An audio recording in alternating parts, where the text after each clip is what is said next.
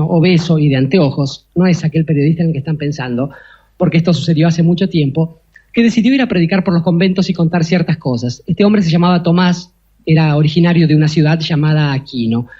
Este señor iba de convento en convento predicando una nueva forma de leer los evangelios, y ocurrió una vez que llegó a un convento del interior de Italia donde la gente se burlaba mucho de él por su aspecto, por su obesidad, por su estatura, por sus anteojos, pero por sobre todas las cosas por aquella costumbre, aquella manía de estar entregado a los libros, de leerlos y de escribirlos.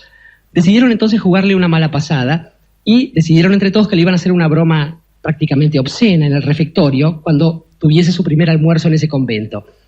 Llegó a ese convento entonces, se pusieron todos a almorzar y en medio del almuerzo uno de los monjes que estaba ahí se asomó a una de las ventanas y gritó: «Hermanos, hermanos, hay un cerdo volando alrededor del convento». Tomás arrojó sus cubiertos, naturalmente, se acercó a la ventana corriendo y miró. Y todos estallaron en una gran carcajada riéndose de ese hombre, riéndose de su credulidad. Una vez que se hizo el silencio, el pequeño hombre obeso, de anteojos que se dedicaba a los libros, se quitó los anteojos y dijo: «Me pareció más verosímil ver un cerdo volando que a un monje mintiendo». Esta historia, esta anécdota creo que pinta de cuerpo entero algo que por algún error, por algún azar, por algún motivo extrañamente azaroso, creo, ha terminado hoy en un premio, que es el Martín Fierro que recibe nuestro amigo Alejandro Dolina. Quiero que le dediquemos a él el aplauso que viene, quiero que le dediquemos a la gente de Continental que ha venido hoy aquí a trabajar y a la gente que nos sigue todos los días, como ustedes que están aquí, pese a que Alejandro, que es el motivo de esta reunión, no esté prometiéndoles que de aquí en más y hasta el año que viene a esta misma altura esto no volverá a suceder. Para ellos entonces este bloque improvisado así, sacado de la galera, pidiéndoles disculpas nuevamente y ofreciéndoles quizás un espectáculo que será el sacrificio en vivo de nuestro amigo Gabriel Sergio Rolón. Para ellos entonces el aplauso este que les pido ahora. Eternidad, poniendo cara de enojados, esperando que alguien que nunca viene les pregunte qué les pasa. Sí, totalmente. Bueno, eso por un rato, que después vienen los demonios y los tiran al fuego. Se lo merecen. Es el verdadero infierno. Hermosa, no sé si es Bioy Casares, en todo caso él lo trae a colación. El infierno de los pedantes. Entonces hay un gran salón donde todos hablan del sufrimiento moral, de la ausencia de Dios, de la carencia de sentido, del tormento espiritual que es peor que el tormento físico, del sufrimiento del espíritu, del sufrimiento de la mente, etcétera, etcétera, hasta que vienen los demonios y lo tiran al fuego. Y es el verdadero infierno de los pedantes. Buenas noches. Bueno, bien, estamos en el Gran Café Tortoni, como siempre, de lunes a jueves. Y el otro día hablábamos acerca de palabras mágicas que pueden generar hechos prodigiosos. Y ahí en medio de esa enumeración aparecieron los árabes, aparecieron los musulmanes, y ese creer de los árabes en el poder prodigioso de la palabra. Y hablábamos también de los poetas. El caso es que en Odag, gracias a los poetas, sobre todo a Qus, Mahoma descubrió la palabra que es indestructible, llamada también el oro de los árabes. Ustedes saben que las 9/10 partes de Arabia están cubiertas de arena. Hemos contado algunas veces aquí la historia del ángel Gabriel, que para completar la belleza de la creación de Dios va a desparramar arena por el mundo y lleva toda la arena del mundo en una bolsa. Y el diablo, por hacerle un chiste, le rompe la bolsa justo cuando el tipo pasaba encima de Arabia y allí se derrama casi toda la arena que estaba destinada al mundo. A cambio de este inconveniente, Dios ofreció algunos dones al árabe. Por ejemplo, un cielo lleno de estrellas como no hay otro en el mundo, para que esté más tentado de mirar hacia arriba que no hacia sus pies, donde está la arena. Y le ofreció el turbante, que es más precioso en el desierto que una corona real, cuando abraza el sol. Y la tienda, que es mejor en el desierto que un castillo. Y la espada, que es más ligera que el viento. Y también el camello y el caballo. Pero el mejor de todos los dones fue la palabra. Y se habla por ahí del cerebro de los francos, de las manos de los chinos y del lenguaje de los árabes. Los tesoros de la poesía que consolaron a su madre, Amina, también cautivaban a Mahoma. Y él decía que decir que Mahoma decía no está bien, pero bueno. El árabe recibió el don de modelar en el verbo, así como otros modelan en piedra, en metal o en mármol, que no hay en el desierto. Y así como no podía edificar palacios o ciudades o catedrales sobre la arena,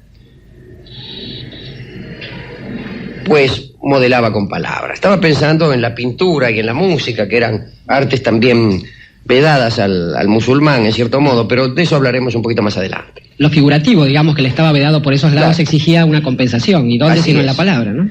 En fin, que la palabra debía ser el trabajo de todas las artes juntas.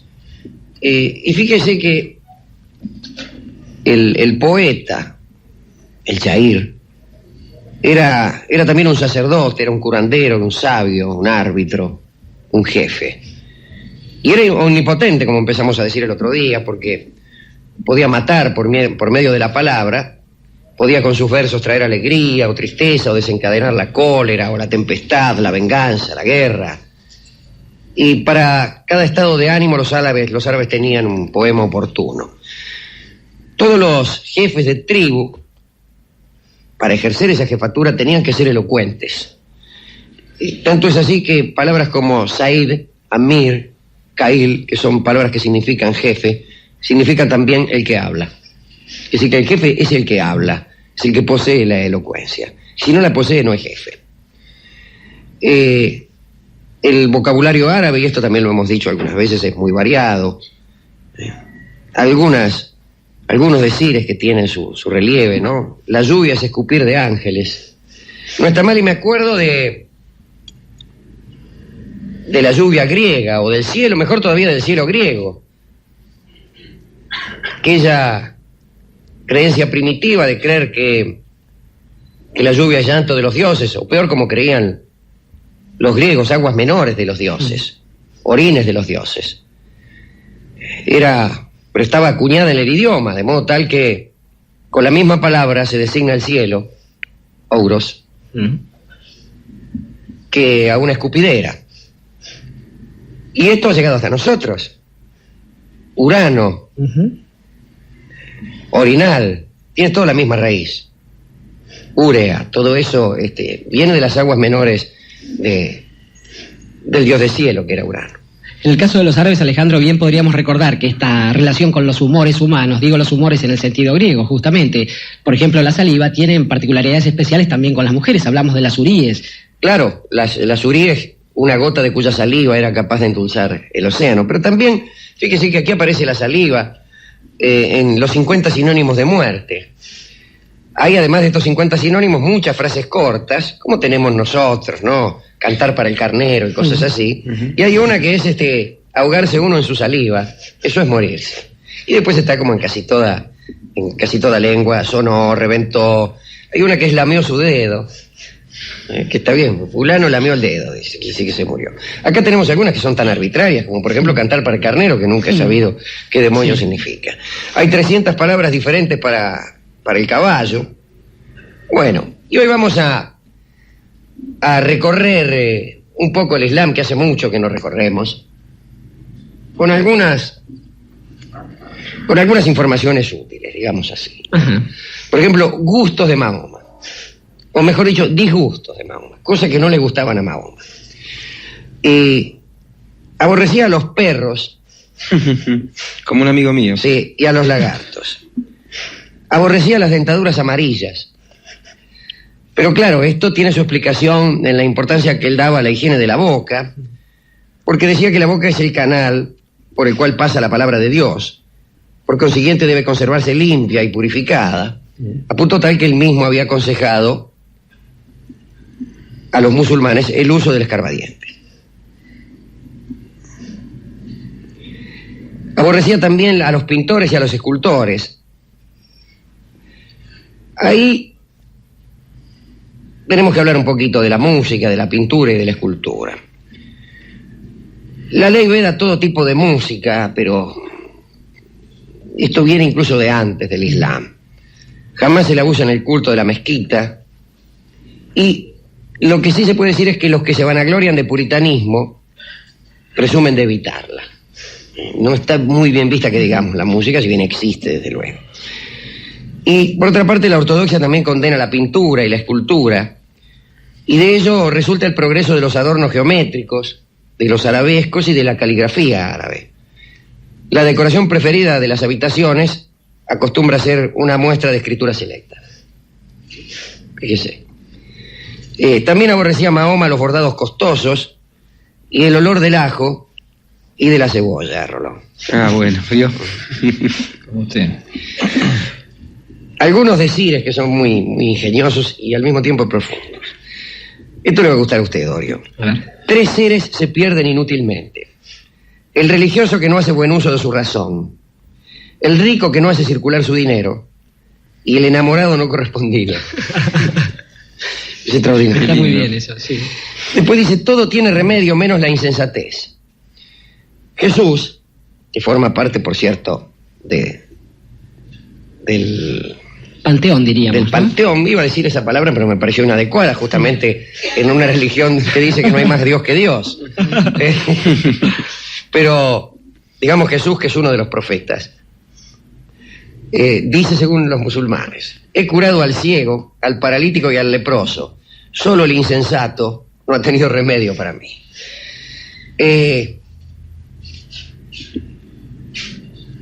Amaban los árabes del desierto a quienes no se acostaban 2 noches seguidas en el mismo lugar y detestaban al sedentario.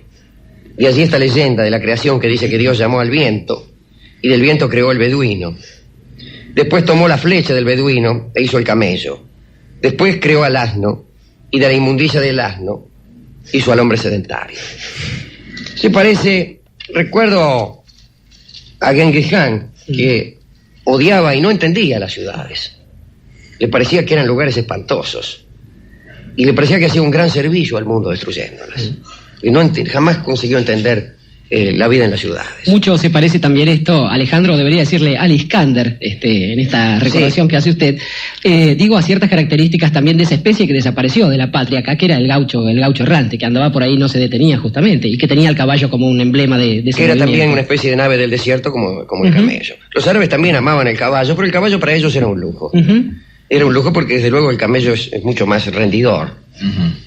Hay incluso unas mediciones acerca del rendimiento de un caballo y de un camello, pero no hay punto de comparación. La alimentación que requiere el caballo, los cuidados y el rendimiento son infinitamente más inconvenientes que los del camello. Los árabes paganos, es decir, aquellos anteriores al Islam, estimaban en mucho la caridad, pero para ellos la caridad era una cualidad caballeresca. Por ejemplo, los tipos con gesto señorial, indiferente, recio, le daban al que pedía, sin pensar si es que ellos mismos no iban a ser pobres al día siguiente. Por ahí mataban 100 camellos para dar una fiesta, invitaban a cualquiera, después al otro día, lona. Daban con... Claro, esta indiferencia, yo creo que es una cualidad caballeresca, esa clase de caridad. Es como la del que juega sin que le tiemble la mano. Después de todo, esto de no movérsele a uno un pelo al despojarse de una fortuna, viene a demostrar ciertas actitudes caballerescas. Por ejemplo, la de no temblar ante los vaivenes de la suerte primero. Y esto es lo más importante, el no tener demasiado apego a los bienes materiales, por una cuestión de coraje. Por sobrarle a uno coraje para hacerse de otros bienes. Y justamente porque en esa axiología están antes otras cosas. Pensaba en otro amigo de este programa, que es el muchacho Hércules Cyrano de Bergerac, donde también ejerce esa cualidad con la fortuna que suelen tener los que ejercen ese tipo de costumbres, ¿no? Sí, el renunciamiento desmesurado es este. Es decir, bueno, guárdense todo. Pero estos son renunciamientos que tienen lugar en el campo de los bienes materiales, pero también los bienes espirituales. Renunciamientos supremos incluso. Alguna vez hemos pensado un libro de los que han ido a menos, renunciando de un modo desmesurado a todo. Hay, por supuesto, un estadio superior de eso que usted recordará inmediatamente aquí. A ver. Que es aquel, justamente, cuando uno renuncia a todo, puede hacer el gesto de decir, por ejemplo, que ha renunciado a todo. El gesto supremo es hacer ese renunciamiento sin que nadie se entere. Y hemos citado aquí al personaje de James Cagney en una película, cuando hace de gángster, un gángster admirado por los muchachos del barrio y condenado a la cámara de gas. Y entonces el cura del lugar le pide que para evitar que los chicos siguieran su camino, finja un temor que no tiene. Y él, que tenía paño de sobra como para aguantársela, lloró y gritó, se hizo el cobarde en la cámara de gas, solamente para que los chicos desengañados siguieran otros rumbos. Pero si hay gestos grandes, ese es el más grande que yo conozco. Sí. Sin embargo, con la aparición del Islam, la caridad se toma un tinte más religioso y también más razonable, por qué no decirlo. Se da en nombre de Dios. Y entonces, dice el Islam, da pero no caigas en la prodigalidad. Los pródigos, dice, son hermanos de Satán. Todos conocemos las 5 columnas del Islam: la fe, la oración, la limosna, el ayuno, la peregrinación. Me gustaría contarles el juicio final, imaginado por los musulmanes, que es: parece que los mortales se han de reunir en un gran llano, buscarán en vano un sitio para esconderse de Dios, les martirizará la sed y los ahogará su sudor, y todos irán desnudos. Cuando Mahoma le refería esto a Aisha, su mujer favorita, Aisha, ella preguntó: ¿y también las mujeres? Y dijo Mahoma: estaremos todos tan preocupados en ese momento que nadie se cuidará de lo que el otro haga. Y es verdad que vamos a andar mirando bueno, yo mire, porque si está todo perdido, ¿qué va a hacer uno? Está todo perdido, por lo menos vamos a morir con el smoking puesto. Claro. Dice que se van a presentar los registros de los actos humanos. El creyente ha de recibirlo con la mano derecha, el infiel con la izquierda, y antes de ser admitido en el paraíso, el justo aplacará su sed en un lago y después entrará al paraíso por alguna de las 10 puertas que el paraíso tiene, una de las cuales está siempre abierta, que es la de la misericordia. Es muy poético esto, que haya, me imagino, la puerta de la misericordia, que seguramente dice abierto las 24 horas. Cuando estén secas las pilas de todos los timbres. Que vos apretás. Ya hemos descrito aquí el universo y los distintos cielos, los cielos un poco terroríficos de los musulmanes. Hemos descrito también las huríes, etc. Pero dicen que el pobre entrará allí 500 años antes que el rico. Y quiero terminar con una historia que tiene que ver con este programa. Cierta vez una anciana le preguntó a Mahoma si había viejas en el paraíso. Y el profeta le contestó: no. Lo cual no está mal. Después explicó: todos recuperaremos nuestra juventud. La resurrección del cuerpo es un asunto capital aquí, porque incluso los cuerpos que hayan sido descuartizados se unirán. Pero no hay viejas en el paraíso de los musulmanes. Y tal vez por eso y por ningún otro motivo sea el paraíso. No andan pidiendo el asiento. Imagínese, ¿eh? No acompañan a las chicas a ningún lado. Al baile. Sí, imagínense, no, es terrible. No empiezan a vigilar a las muchachas, pelean con una de estas cosas. A los infieles les va a ir muy mal. Algún día hablaremos del infierno musulmán. Baste con decir que se les hará un vestido de fuego. Les arrojarán agua hirviendo desde la cabeza, la cual se licuará con todo lo que hay en su vientre y su piel, y cuando se quejen, los ángeles se burlarán de ellos. Hay en todo esto una impresionante imaginación y poesía. A mí me gusta mucho recorrer cada tanto este mundo del Islam, y particularmente porque es verdad que la palabra es el oro de los árabes, y por más que dicen que el árabe es intraducible y que lo que a nosotros nos parece enfático es en árabe soportable, a Borges no le gustarían las traducciones del Islam y sin embargo le gustaban. Sí. Digo porque Borges hablaba del pudor por los énfasis, denunciaba los énfasis en cada momento. Pero ¿a quién dedicar esta recorrida por ese mundo poético, por por esas esculturas que han hecho los árabes con la palabra y con el pensamiento. Naturalmente, Alejandro, la dedicatoria tiene que estar centrada en ese pueblo, en el pueblo de Mahoma, en el pueblo de Alá, en el pueblo que tuvo esos profetas que compartimos, pero pensaba que no solamente la dedicatoria tiene que remitirse a los árabes clásicos, aquellos que iniciaron este camino, sino también a otros árabes, a los pueblos más cercanos históricamente a nosotros, que mucho comparten de las miserias, tragedias y alegrías de los pueblos de América. Pienso sobre todo en esos pueblos árabes condenados durante largo tiempo a que su tierra haya sido expoliada, haya sido robada, haya sido otorgada una y otra vez a sucesivos imperios, y que quizás, según parece ahora, puedan tener algún atisbo de esperanza, porque para ellos, igual que para los pueblos americanos, hay otro tesoro, aparte de la palabra, en el que centran justamente buena parte de su identidad, que es la patria, que es esa famosa tierra querida de la que hablan algunas canciones y muchos poemas. Y tierra querida es el tango que para los árabes y para su oro dedicamos hoy.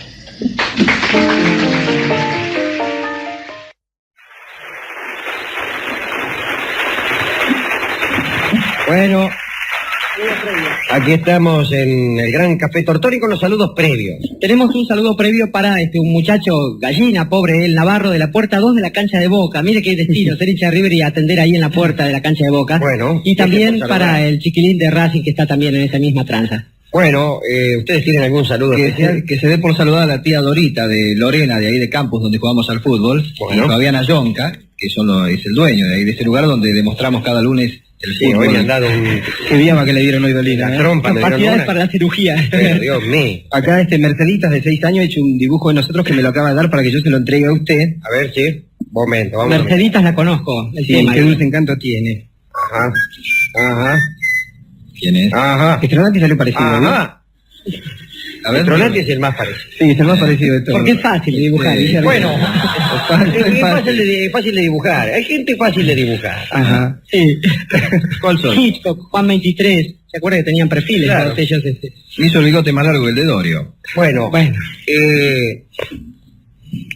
el budismo. El budismo, como el hinduismo, de que finalmente proviene, y lo miro a Rolón porque Rolón sabe de estas cosas, postula un número infinito de mundos, todos de idéntica estructura.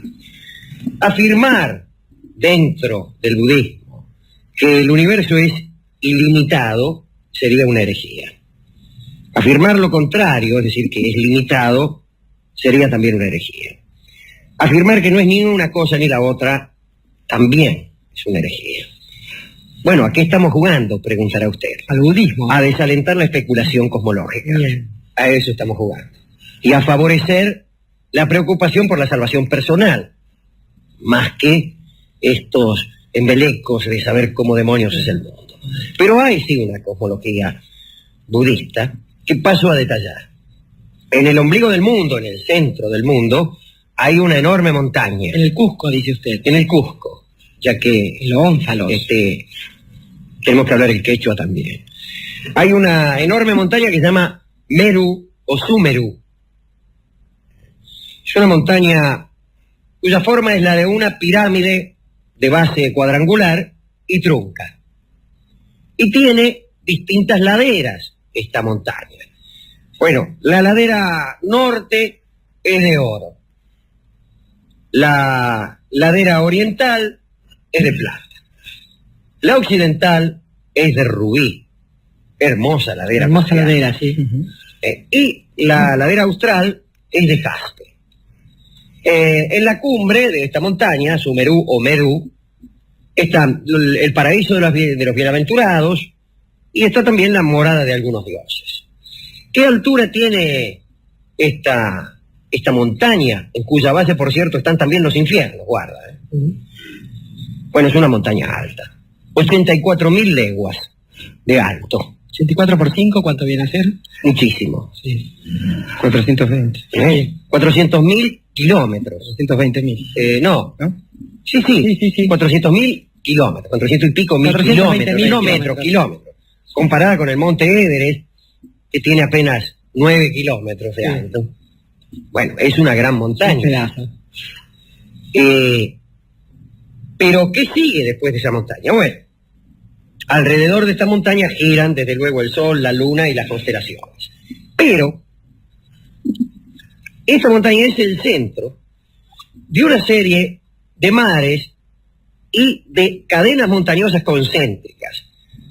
Podría decirse que el mapamundi budista se parece a un cartón de tiro al blanco, con la montaña en el centro y después cadenas montañosas circulares que encierran mares, que también tienen un contorno de sector circular.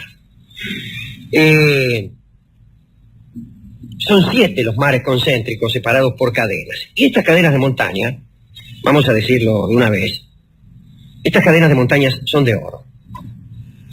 Los mares son cada vez menos profundos y las montañas cada vez menos altas conforme uno se va alejando del centro.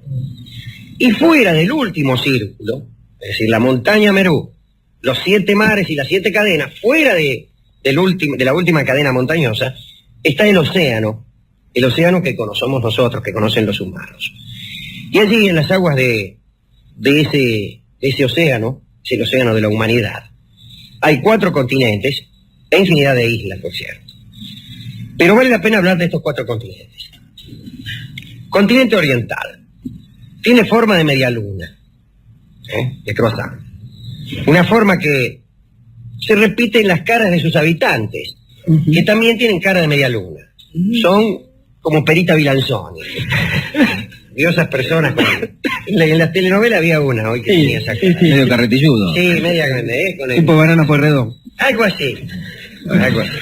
No es lo mismo, ojo. No exactamente. No son prognáticos, pero... Sí, no como los Habsburgo. No, exactamente. Pero esas caras medio dobladas, finitas y dobladas, que terminan en una perita como Vilanzoni. Digo yo que soy muy antiguo. Estos habitantes son tranquilos y virtuosos. Se atribuye a este continente, el oriental, el color blanco. Bien. Viene después el continente austral. Ese es el nuestro. El continente donde vive la humanidad. Tiene forma de pera. Y las caras de las personas son también piriformes. Y para los budistas tenemos cara de pera. Bueno, está bien. Me recuerda a otras formas, pero... Sí. En él existen el bien y el mal, digo, en el continente. Existen las riquezas y la abundancia, y este continente tiene el color azul. Continente occidental. Este es redondo y rojo.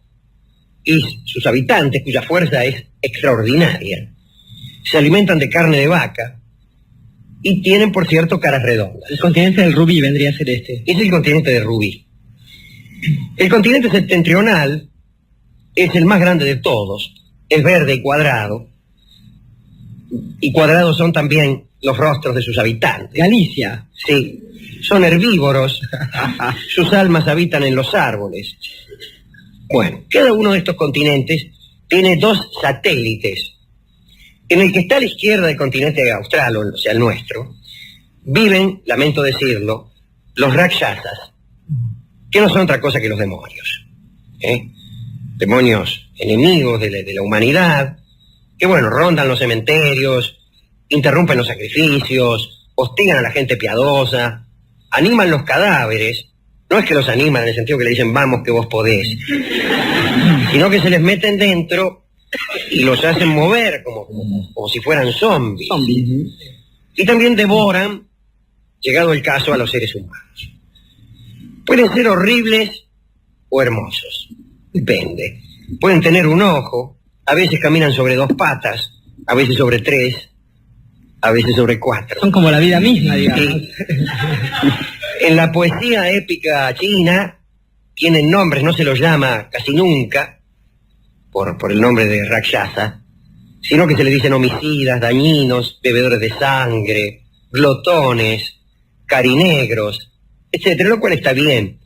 Después de todo, la poesía consiste en eso, en nombrar de un modo particular las cosas. En el siglo VIII, y alguna vez hablamos de este tipo, de Padma Sambhava, que era un lamaísta, les predicó el budismo a los demonios. Que ahí es donde hay que predicar. Recuerdo, claro, hay que predicar entre los que no creen. No he venido a salvar a los justos, decía el Sí, Cristo. hay una batalla en el cerco de Lisboa, el rey Enrique de Portugal, sitiado por los musulmanes, creo recordar, tiene una aparición, se le aparece el Cristo, Y él le dice, a mí no, Señor, que creo en ti. Manifiéstate ante los infieles que no creen. Y creo que ahí es donde hay que predicar y donde hay que aparecerse. Y no signo, ¿no? Claro. Entre nosotros, bueno, ¿para qué vamos a andar predicando? Entre los budistas de ley. Somos así. Somos así. ¿Cuánto viven los habitantes de cada continente? Muy bien. Los habitantes del primer continente, o sea, el oriental, viven 250 años. Los del segundo, que es el nuestro, 100 años. Los del tercero, que es el occidental, 500. Y los del cuarto, que es el del hemisferio norte, el continente norte, 2000 años. Se me dirá, ¿cómo que viven 100 años? Personas no viven 100 años, dígalo. ¿Cómo que las personas viven 100 años? Respuesta. Tiene razón. En la Biblia se señala que el ser humano vive 70 años. Pero Schopenhauer, mitad para justificar el cómputo hindú, mitad porque sí, arguye, ante una observación de Jorge Dorio, que solo a los 100 años el hombre muere naturalmente. Antes muere por enfermedades, por accidentes o por cosas. Si no le pasara nada, el hombre moriría a los 100 años. Objeción. Schopenhauer, me extraña. Usted que supo decir que la mujer era un animal de piernas largas, cabellos largos e inteligencia corta. Dije piernas largas por otro motivo, pero bueno. Schopenhauer sabía mucho de todo, no sé si de mujeres. No, casi seguro que no. Pero bueno, si no le pasara nada, el hombre no moriría nunca. Sí. Todo esto que se ha hecho es una descripción, digamos, horizontal del mundo. Pero hay un corte vertical. Y hay un piso inferior, que es el piso sensorial, y allí viven los hombres, los demonios, los fantasmas y los seres infernales. Abajo están los infiernos, que yo diría que no son infiernos sino purgatorios, porque las penas no son allí eternas, lo cual llenaría de goce a personas como Borges, que se han quejado amargamente de esta eternidad de las penas.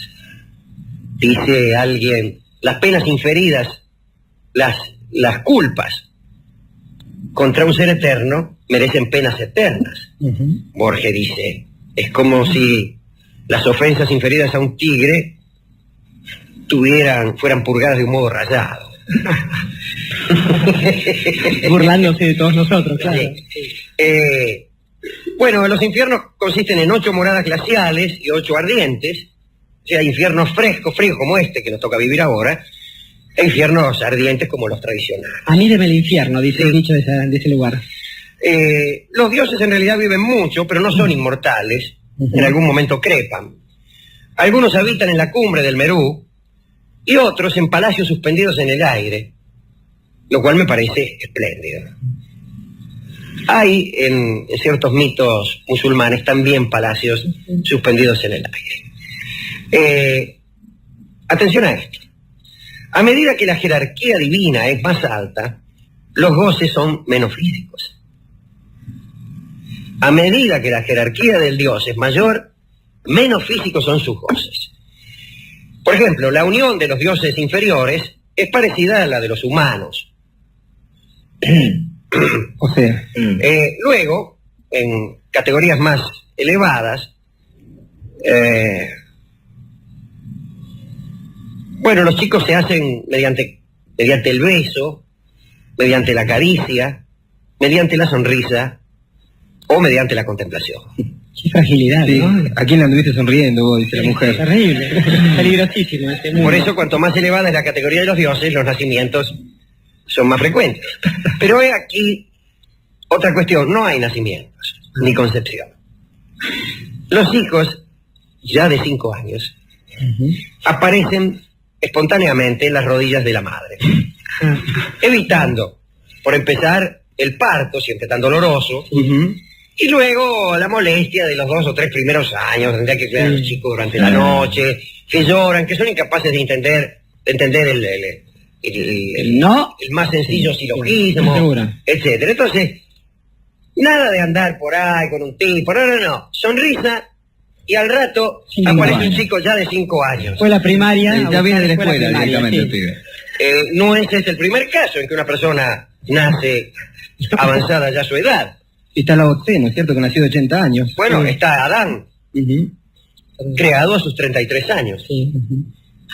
Y esta es una paradoja ilustre. ¿En qué consiste la edad de una persona sino el tiempo que transcurre entre su aparición en el mundo y el momento en que se resuelva uno a contar? Y sin embargo Adán, un año después de nacido, o de aparecido, tenía 34. Hay incluso quienes sospechan que así como Adán tenía 33 años de historia en el momento de ser creado, bien pudo el universo ser creado ya, digamos antes de ayer, con una gigantesca historia previa. Por ejemplo, la dinastía Valois no existió nunca. El universo fue creado antes de ayer, digamos el sábado, con una historia que incluía la dinastía Valois. Argentina jamás le ganó a Grecia 4-0. Cuando fue creado el universo, esto es el sábado pasado, ya venía con esa historia. Habría que verla ahora, pero de todos modos tiéntalo a uno la posibilidad de fundar una secta en estos términos, ¿no? Claro. Por mucho menos que eso se lo hacía antes de esta época. Una secta que aseverara precisamente eso. Y ahí la explicación de los fósiles. El universo fue creado con fósiles. Y con carbono 14 y con toda esa cosa. Con rastros y con documentos de algo que nunca fue. Bien. ¿Por qué le decían entonces a los chicos que tenían 5 años? No se sabe.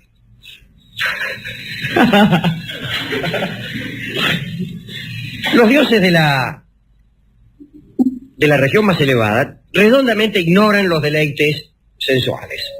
Ni siquiera comen, se alimentan de alegría. Van al boliche.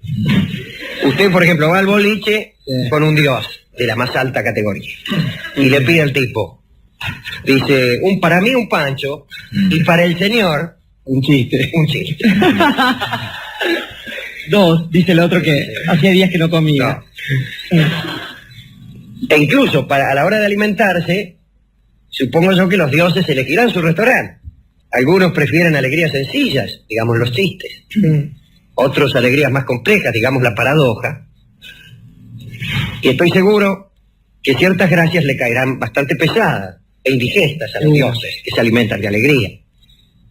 No quisiera yo poner ejemplos culinarios al respecto. Pero van a restaurantes de Epifanía solamente y esas cosas. Sí, supongo que sí. Y finalmente hay una categoría ya superior, ya en el ápice, en que los dioses redondamente son incorpóreos y están en una especie de éxtasis contemplativo. Para el gusto occidental, cuanto más arriba vamos, más nos aniquilamos y nos anonadamos. Pero después de todo eso es lo que busca el espíritu oriental, la aniquilación del deseo, no por su cumplimiento, sino por justamente por ir en dirección al nirvana, que es algo que a los muchachos como uno les hace bien poca gracia. Una última aseveración ya esta de orden absolutamente geográfico, si es que no geológico. Cada mundo flota sobre agua, el agua flota sobre el viento sobre el éter, y el éter está ahí. Bueno, esta es la cosmología budista china. Una cosmología que admite que no es artículo de fe. Admite heterodoxias, alteraciones, etcétera, porque si hay algo que no son los budistas, es fanático. Dudas, sobre todo, ¿no? Está lleno de dudas. Ahí efectivamente el mar es un mar de dudas. El proceloso mar de la duda. El proceloso mar de la duda, del cual deben huir todos los aspirantes a poetas. ¿A quién dedicar esta cosmología que a mí me parece no menos fantástica que aquella que supone que provenimos de una gigantesca explosión y que la nebulosa de Andrómeda se va escapando? Yo creo, Alejandro, que es hora de pensar en una especie de tour de force, en una vuelta de tuerca un poco traumática para nuestras dedicatorias, pero pensemos en esto. Quizás esta dedicatoria se la merezcan los ladrones. Quiero decir, pienso en uno de los primeros ladrones a los que tenemos acceso, el amigo Prometeo, aquel que supo que había una posibilidad que le estaba vedada a sus pares, es decir, a nosotros, a los humanos, y que decidió robarle el fuego sagrado a los dioses, justamente. Y a partir de ahí, a otras personas que han pensado, por ejemplo, ya en tiempos más modernos, que hay cosas que son eternas, por ejemplo, los diamantes. Esto es, frente a la carencia de un dios, frente a la carencia de algún tipo de universo, de una opción, de una posibilidad que nos permita pensar en la eternidad, aspiran a cosas banales, pero que siempre son simbólicas como los diamantes. Si los diamantes son eternos, también los rubíes, aquellas cosas que dicen Bueno, que en hay algún toda momento... una ladera de la montaña Merú hecha de rubí. Justamente. Bueno sería encontrar un Prometeo que fuera en busca de aquel rubí. Y que en nombre de los humanos dijese algo así como acuérdate de mí. Y entonces, para ese Prometeo aún inexistente, aquel que irá a robarle a los dioses budistas el rubí y sus propiedades, un habitante de cara en forma de pera del continente sur, destinado a vivir 100 años, cantará este tango que estaba seguramente muy de moda en la corte de los sí. Cantará Rubí, vamos, cantará Rubí, Horacio Molina, todo un chino. Sí, señor. Como lo sabe aquel que lo conozca, por Dios. Cualquiera. Bueno, adelante Horacio, canta para nuestros amigos chinos y sus cosmogonías, Rubí.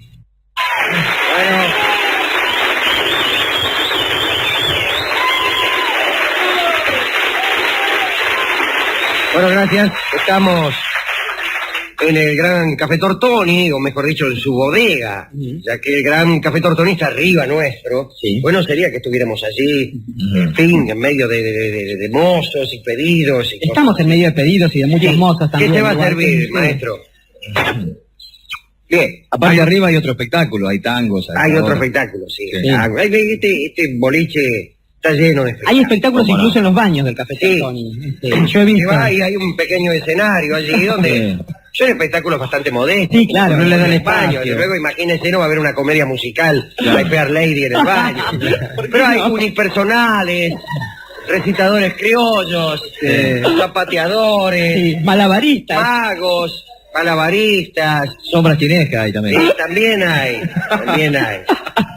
Sí, es increíble lo que hacen algunas personas con las manos Es en cierto, el baño. ¿eh? Bien. Pero ya es demasiado para mi Sí, gusto. sí, Digo, sí. la cantidad de espectáculos que hay en este boliche. Usted hay momentos que entra y no hay ningún lugar donde tomar un café. Porque allá están, digamos, los poetas de no sé dónde que se reúnen para, qué sé yo, Sí. hablar de sus cosas, de las poesías. Un taller de poesía. Exactamente, componiendo poesías. En el... Bien. Por el otro están, qué Los sé del yo, tango. Horacio Ferrer con los de la Sí, Academia con del la Tango. gente del tango que está ahí con una bronca bárbara, son gente pesada. Sí, Se sí. reúnen, se encierran en una pieza y empiezan a tirar la bronca porque el tango no les gusta a las multitudes. Sí. Y se van enojadísimos con el mundo a su casa. Por no poder convencerlo. Claro, dice, ¿cómo puede ser? ¿A usted le parece? Después, exalumnos de distintos colegios que también se reúnen. Ex clientes del Tortoni que se reúnen También también. se reúnen.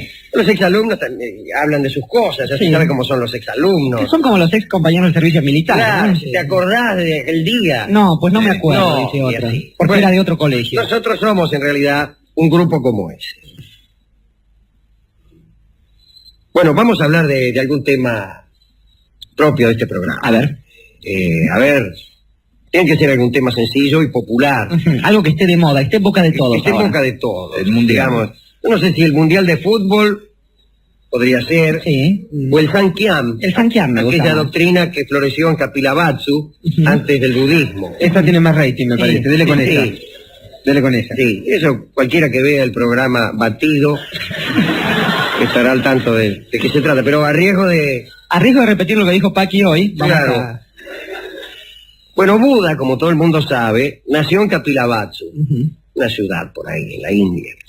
Y antes que él había nacido allí también un señor Kapila, Chencho. Y Kapila fue el fundador del Sankyam, que es una doctrina que puede considerarse como antecedente del budismo. Incluso durante el auge del budismo, la ciudad esta de Kapilavatsu, desde luego fue objeto de peregrinaciones, etcétera, etcétera. No existe ya esa ciudad, está en ruinas, etcétera. Pero hablemos del Sankyam, que es una doctrina interesante y extravagante, por eso nos gusta. Sankhyan quiere decir en sánscrito, como lo sabe cualquiera que sospeche el sánscrito, enumeración. Y parece que los brahmanes llamaron filosofía de la enumeración al sistema de Kapila, al Sankhyan, para hacerle burla, porque parece que tiene muchas divisiones y subdivisiones y justamente enumeraciones. Pero el apodo perduró y así se la conoce hoy. Vamos a hacer una breve y seguramente equivocada explicación del Sankhyan. Desde siempre, desde la eternidad, hay una materia compleja, una materia, que se llama Prakriti. Lindo nombre para la materia. La arcilla de que están hechas las cosas es Prakriti. Y un infinito número de almas individuales. La suya, la mía, la de Rolón, discúlpeme el ejemplo. Bueno. Y estas almas individuales las llamaremos Purushas. ¿Qué hace Purusha? Lindo nombre para un tango, ¿no? Lindo nombre para un alma individual. Purusha. O para una vecina que esté buena. La purulla. Yo soy la Purusha. Mirá el peseto que tiene la Purusha. La tota y la purulla. Sí. Las Purushas son almas individuales y la Prakriti la materia compleja. La Prakriti consta de lo que podríamos llamar 3 factores. Ahora se va a empezar a entender, especialmente si nos casamos. O gunas. ¿Qué son las gunas? Vamos a ver. Hay 3 gunas. Primera guna se llama sattva. Y es lo liviano y lo luminoso, cuando hablamos de objetos, de cosas. Y el bienestar y la dicha en los sujetos, en las personas. Esta es la primera guna, el primer factor. Sattva. Lo liviano y lo luminoso en los objetos. El bienestar y la dicha en los sujetos. Segunda guna, segundo factor en el universo. Se llama, disculpen ustedes, rajas. Que es lo fuerte y lo activo en los objetos, en las cosas. La pasión y lo agresivo en los sujetos. Tercera y última guna se llama tamas. Y es lo oscuro y lo pesado en los objetos. La indiferencia y el sueño en los sujetos. Predomina la primera guna, o sea, el sattva, lo liviano, lo luminoso, el bienestar y la dicha, en el mundo de los dioses. La segunda guna, rajas, lo fuerte y lo activo, la pasión y la agresividad, en el mundo de los hombres. Y la tercera, que es lo oscuro y lo pesado, o la indiferencia y el sueño, predomina en el mundo animal, vegetal y mineral. Ya tenemos una especie de cosmología.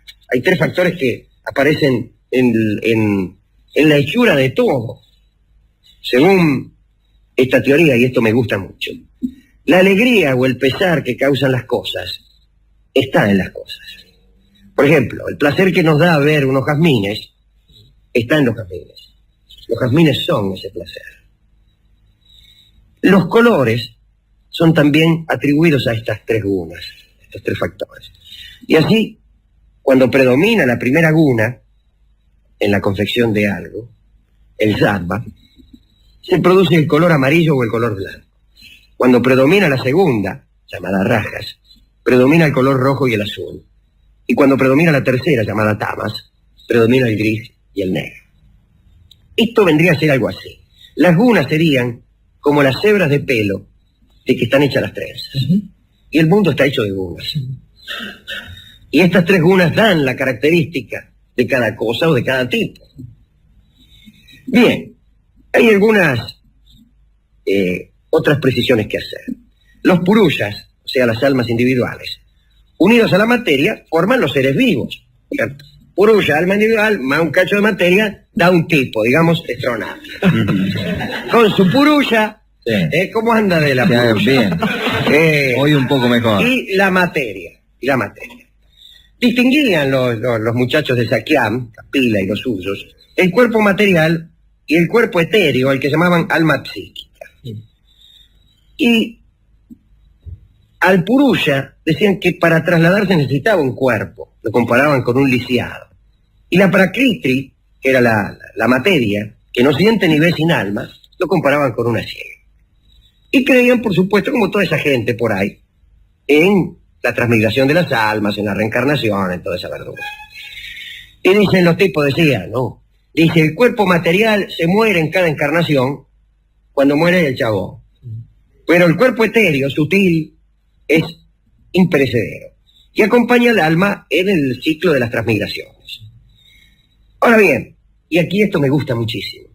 Dice, en realidad el alma es un espectador, un testigo, no un actor de las cosas. Su alma no actúa, solamente mira. Cuando el cuerpo sutil intuye esta verdad, entonces cuando cesa la unión del alma con la materia, y bueno, se produce este anonadamiento de que hablan tanto los orientales. Dice que el alma liberada de sus cuerpos logra una absoluta inconsciencia, que parece que es lo deseable para los orientales y lo indeseable para nosotros, que es como estar muertos, si es que no es eso. Pero me gusta esto de que el alma es testigo, es espectadora. Por ejemplo, dicen, quien asiste a una danza o un espectáculo de teatro, termina por identificarse con los bailarines o con los actores. Y lo mismo le ocurre a cada uno de nosotros con sus pensamientos y sus acciones. Desde el nacimiento hasta la muerte, estamos continuamente vigilando a alguien, atestiguando a alguien y compartiendo sus estados físicos y mentales. Y esa íntima convivencia produce la convicción de que somos ese alguien. Y en realidad no es así. Solamente somos testigos de lo que nos pasa. Y me acuerdo ahora de un libro de Víctor Hugo, que se llama algo así como La vida de Víctor Hugo. No, Víctor Hugo raconté para un témoin de sa vie. Como contado por narrado por un testigo de su vida. Un testigo de su vida. Y así se llama una biografía de Víctor Hugo. Él mismo, casi con una convicción de Kapilavatsu, se ha sentido testigo de su vida más que actor. Esto es interesante, Alejandro, ver cómo ha repercutido en las sociedades contemporáneas cuando, por ejemplo, los futbolistas dicen, Menotti piensa que el fútbol debe ser jugado de esta manera cuando el que está hablando es Menotti. Bueno, Menotti es un seguidor de Kapila. Claro. Y del Sakyam. Justamente. Aun cuando él mismo lo ignorare. Pero esto es lo que sucede con los jugadores de fútbol, que son, en la sociedad argentina, los principales defensores de las doctrinas de Kapila. Pero es estimulante, o al revés, quizás es depresor, pensar que uno no está haciendo, sino que está viendo. ¿Y usted no le pasó alguna vez eso? ¿No ha tenido la sensación de ser únicamente un testigo de lo que le está pasando? Cada vez con más frecuencia, le diría, que a uno a mí me pasa continuamente, particularmente de que mis internaciones en el Borda son más frecuentes. A semejanza de otros sistemas, el Sankhya es ateo. De todos modos, los brahmanes lo consideran ortodoxo, pues entre los hindúes la ortodoxia no se define por la creencia en una divinidad, sino por la veneración de los Vedas. Vedas quiere decir sabiduría, nosotros que sospechamos el sánscrito, que son, bueno, esa colección de himnos, de fórmulas mágicas, de plegarias, de rituales, etcétera, que forman ese antiguo monumento literario del Indostán. Eso es lo que da la ortodoxia. Si vos venerás los Vedas, por ahí podés creer o no creer en Brahma o en quien fuere. Por lo demás, no es el de Sakyam un ateísmo agresivo, sino que excluye a un Dios todopoderoso, pero no a las muchas divinidades mitológicas populares, esas cosas, ¿no? Sucede más o menos como suele pasar aquí en nuestros días, que la gente se rehúsa a creer en Dios todopoderoso, pero no tiene ningún inconveniente en creer en cosas tales como la astrología, la numerología, los tipos esos que te adivinan la suerte, el otro que te hace sacar la quiniela, el otro que te mira y te cura el mal de ojo. Entonces, en eso creemos. En Dios poderoso no, pero en eso creemos. Bueno, había un texto bastante agnóstico, incluso agnóstico de barrio, parecía este texto, para significar el ateísmo que tenían los muchachos de Kapila. Decía, Dios no puede haber hecho el mundo por interés, porque no necesita nada, ni por bondad, porque en el mundo hay sufrimiento. Luego Dios no existe. Se parece a lo de Voltaire, que decía algo así como que si Dios quiere suprimir el mal y no puede, es impotente. Si puede pero no quiere, es malvado. Si no puede ni quiere, pues es malvado e impotente. Y si quiere y puede, entonces ¿cómo se explica la presencia del mal? Ese es el error de juzgar y aunque esto sea Voltaire y haya sido Lactancio también, de juzgar estos asuntos con un ateísmo militante, que es el peor de los ateísmos, y con el criterio cosmológico de un concejal del partido de Vicente López. Porque, claro, esto lo que tiene es una petición de principio. Si quiere suprimir el mal y no puede, es impotente, y estos son conceptos absolutamente cotidianos, que no tienen por qué ser aplicados a la divinidad. Pero bueno, no venimos a refutar agnósticos hoy aquí. Esta era la doctrina de Capila, el antecedente de Buda. Y después, ¿qué le falta a esto? Y a esto le falta un tipo. Me preguntás por Capila, y yo qué sé quién era Capila. Y si no lo sé, es porque no debía ser tan extraordinario que digamos. Y entonces después sucede, en el siglo VI antes de Cristo, y ahí mismo, en Kapilavátsu, viene otro tipo, pero en vez de venir, che, a mí me parece, no, empieza de un modo diferente. Por empezar, nace del costado de su madre, lo cual ya es toda una hazaña. Después es príncipe. Después recibe señales, según las cuales se sabía que iba a ser o un gran santo o el rey del mundo. Después viene aquella historia que todos ustedes conocen, el príncipe recluido en su palacio, alejado de todas las maldades del mundo, y empieza a ve por primera vez, nunca lo había visto, a un viejo. La enfermedad. Ve por primera vez, nunca había visto a un enfermo. Ve por primera vez porque nunca había visto a un muerto. Y se entera que el mundo tiene males. Y resuelve salir en busca de la verdad. Y ahí ya tenemos, por lo menos tenemos los espíritus occidentales, algo que necesitamos, que es la idea encarnada. Capila no nos dice nada, pero Buda ya empieza a decirnos algo. Y sin embargo, y esto es disculpen este pensamiento así en un programa como este, ya viene la otra parte del programa. Pero fíjense que comparada con la vida de Cristo, la personalidad del Buda nos parece bastante menos atrayente. Es dicho menos pasional. Claro. Al lado de un hombre que se hace crucificar, de un Dios que se hace crucificar. Todas estas inacciones del Buda parecen bastante flojas. Y es que el espíritu occidental, y particularmente el espíritu de este programa, necesita la encarnación de la idea. Y necesita la pasión que sostenga la idea. Capila nos hace bien poca gracia. El Buda mucho más, y el Cristo mucho más. Aparte de la creencia religiosa. Digo esto como pieza de conversación solamente. Y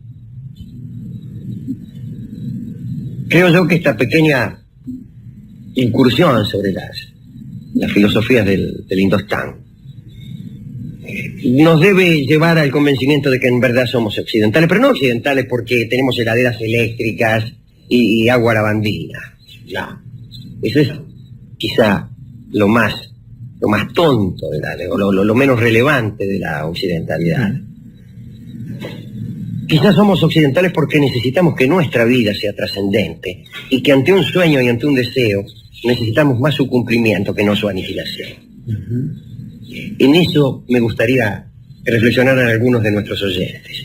Además de eso... Sí, perdón. No, digo, además de eso, Alejandro, hay otra voluntad que califica a Occidente, que marca a Occidente, que es la voluntad de clasificación. Creo que el asunto de Capila solo nos atrae por aquel lado de las taxonomías, a nosotros que tanto nos gusta la gente que clasifica. Estaba pensando ya en los dedicandos posibles de esta charla que ha hecho usted, y pensaba, por ejemplo, en las personas que han vinculado los objetos con su condición, o con las palabras que los designan. Piensa en aquel que escribió eso de si como el griego afirma en el Cratilo, el nombre es arquetipo de la rosa, en el nombre de rosa está la rosa y todo el Nilo en la palabra Nilo. Esto es lo que más me gusta de esta filosofía del Sankhya, que la felicidad de ver una rosa esté en la rosa, que la indignación de ver a un enemigo esté en el enemigo.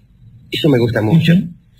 Y pues entonces, ¿cómo homenajear esta gente que supo pensar así. Justamente, quizás centrándonos en algo, en una especie de himno, de homenaje, donde se perciba claramente que si hay una condición, esa condición está en los objetos, que si esa condición de cierto bien o de cierto mal o de cierto dolor aparece, por ejemplo, en un romance o en la muerte de un hombre, quizás todo eso radique, por ejemplo, en un ramo de jazmines.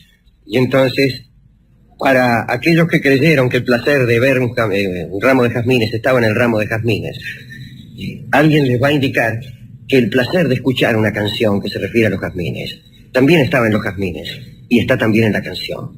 Corsini canta Los jazmines de San Ignacio para Capila, para los seguidores del Sankiam, para Buda, Siddhartha Gautama y su familia, y para todos los indostánicos que escuchan este programa, que son 2.